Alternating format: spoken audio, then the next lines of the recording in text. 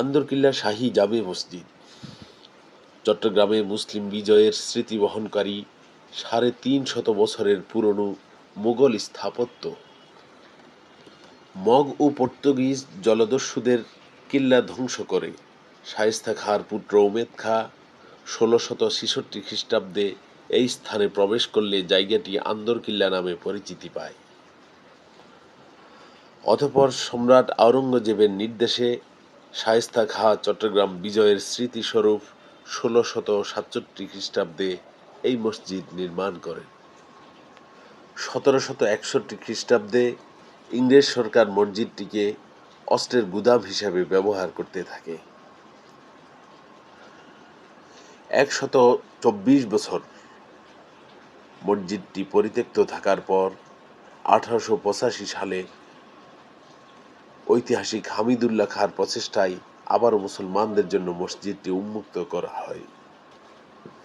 ১৬ metre দৈর্ঘ্য এবং ৬.৯ metre প্রস্থ মসজিদের মূল ভবনটির পশ্চিম দেয়াল পোড়া মাটির এবং বাকি ৩টি দেওয়াল পাথরের তৈরি। একটি দেওয়ালের পুরুত্ব ২.২ মিটার, প্রায় ৭.৫ ফুট। মাঝে একটি বড় গম্বুজ এবং দুপাশে দুটি ছোট গম্বুজ দ্বারা মসজিদের ছাদ আবৃত।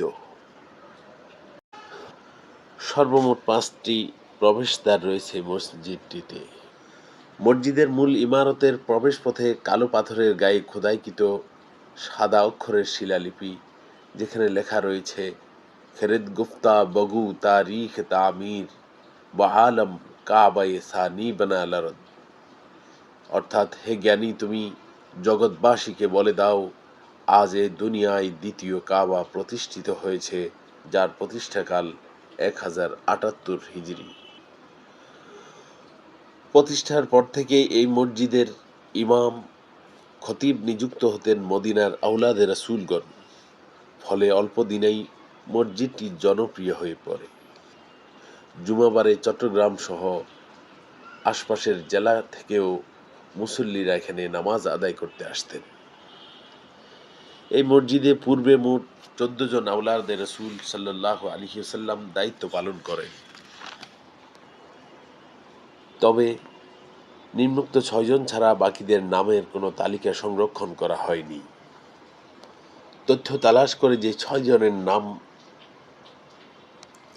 উদ্ধার করা হয়েছে তাদের মধ্যে প্রথম হযরত সৈয়দ আব্দুল্লাহ মিরদাদ রহমতুল্লাহি আলাইহি, দ্বিতীয় হযরত সৈয়দ হাবিবুল্লাহ মক্কি রহমতুল্লাহি আলাইহি, তৃতীয় হযরত সৈয়দ আব্দুল হামিদ বগদাদি রহমতুল্লাহি আলাইহি, চতুর্থ ১৯৫০ থেকে ১৯৬৮ খ্রিস্টাব্দ পর্যন্ত হযরত সৈয়দ আব্দুল করিম আল হাফিজুল মাদানী রহমতুল্লাহি আলাইহি, পঞ্চম ১৯৬৯ থেকে ১৯৯৫ ইংরেজি পর্যন্ত হযরত সৈয়দ আব্দুল আহাদ আল মাদানী রহমতুল্লাহি আলাইহি, ষষ্ঠ ১৯৯৬ থেকে বর্তমান হযরত সৈয়দ আনোয়ার হুসাইন তাহের জাবেরি আল মাদানী খতিবের দায়িত্ব পালন করে আসছেন।